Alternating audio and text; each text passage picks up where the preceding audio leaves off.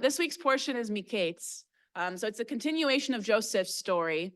He's already established as second in command in Egypt, and his brothers come before him. So this is the continuation of the major dramatic saga within this family.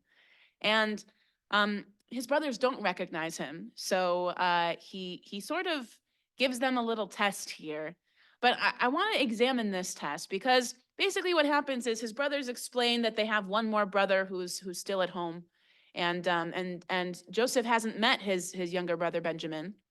And so he takes Simeon as sort of a hostage, so that as a safekeeping, I guess you could say, so that the brothers will then be motivated to go and get Benjamin, because he needs to meet Benjamin, and he needs to do this test in order to sort of see the loyalty of the brothers and you know, their truthfulness and how their family dynamics have grown and how they've learned from the moment that they sent him to slavery in Egypt.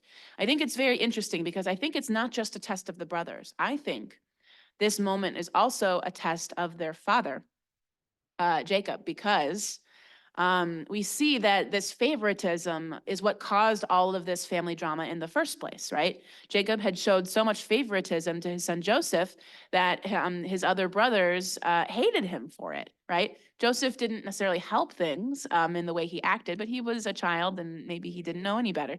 So here we see, this is a little test also on Jacob.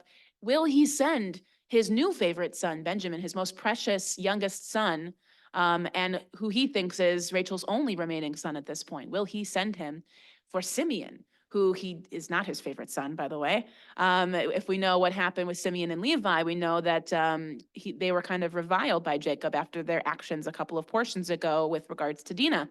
So will he send his new favorite son in the just so to make sure that he can still rescue Simeon? And so we see later in the story that yes, he does, and this test goes on into the next portion.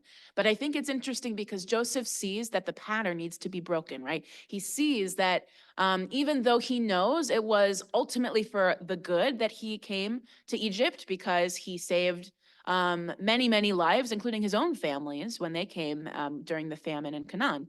But he needed to know that in order for him to reunite with his family successfully, he needed to know that they had all grown and changed. So I think the lesson for us during this week and learning from this portion is that we know that we need to grow and change. Hopefully we don't have too many tests to prove it, but it's not just the things that we notice, but sometimes it's the things that are even in the background, right? Because like I said, we know that he needs to test his brother, but I think this one is also a test for their father, and breaking the patterns that that hold you to something that's unsuccessful in your life, bad dynamics, right? So breaking those patterns and leading to better ones in the future. I have a question. Yes. What was the time from the time that they put him? 22 years. Thank you. Yeah. All right.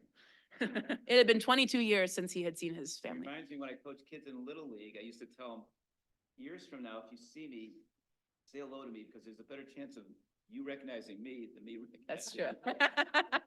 Yes. All right. So in terms of announcements, we do have registration. I mean, you really have to ideally register by this afternoon if you haven't yet for tomorrow night's Havdalah Kumzitz. We already have, I think, about 30 people or so that we're expecting. And so we have room for a couple more if you would like to register. That is at 7 p.m. You will get the address upon registration. It's free to attend, although we're accepting donations to help us provide refreshments and some of our programming costs for Havdalah. So this is our second Havdalah program of this year, and we're looking forward to continuing more. It's at someone's home. It's at someone's home in Moreland Hills. So you will get the address upon registration. Again, if you can try to register by no later than this afternoon, that would be helpful. Any other announcements? We've got Kumzitz. Kumzitz. Yeah. Kumzitz. It means come Anybody sit. understand Come Yiddish sit. there? Come sit of Yiddish. All right.